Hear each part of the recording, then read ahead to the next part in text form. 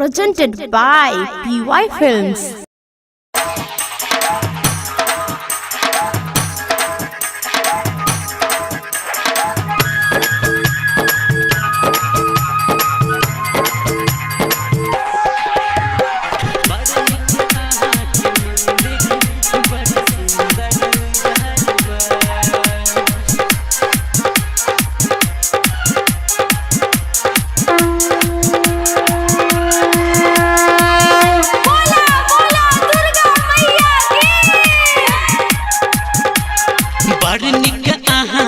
मंदिर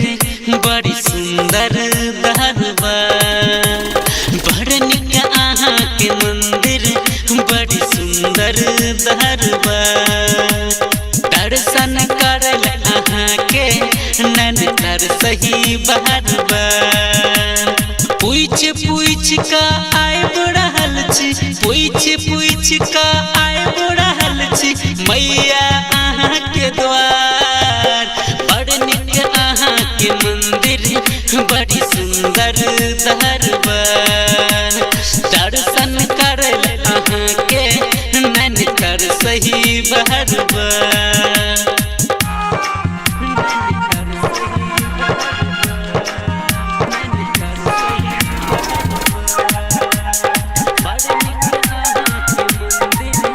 अभी आप सुन रहे हैं खुटौना से मैथिली म्यूजिक की शानदार प्रस्तुति।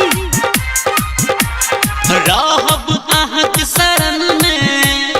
नवरात्र भर मगन में हो रहब आहाँ चरण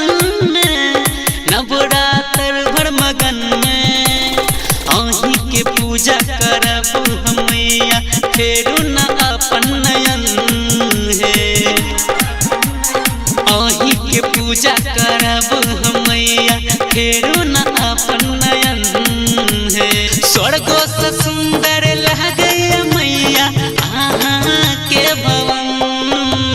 बड़ निक आहाँ के मंदिर बड़ी सुंदर दरबार दर्शन करल आहाँ का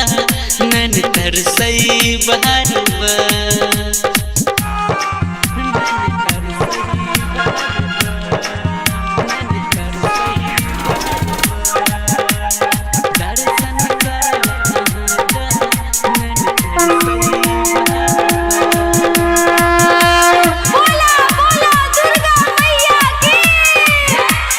आही पर टिकल छै दुनिया आही पर छै जिम्मेदारी आही पर टिकल छै दुनिया आही पर छै जिम्मेदारी जब जब कोनो कष्ट आबै छै करै छी सिंह के सवारी